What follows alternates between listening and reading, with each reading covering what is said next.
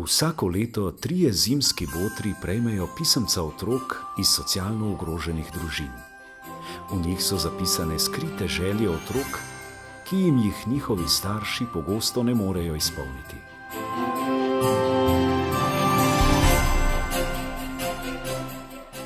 V Šparu smo letos od botrov prevzeli 100 pisem in postali 4. zimski boter.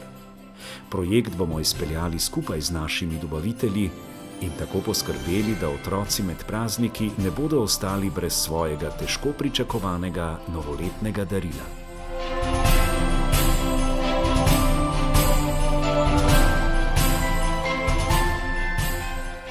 Pisemca so že v naših rokah. Pridno smo se lotili iskanja igrač, kako pa smo se lotili zavijanja daril, vam pokažemo že zelo kmalu.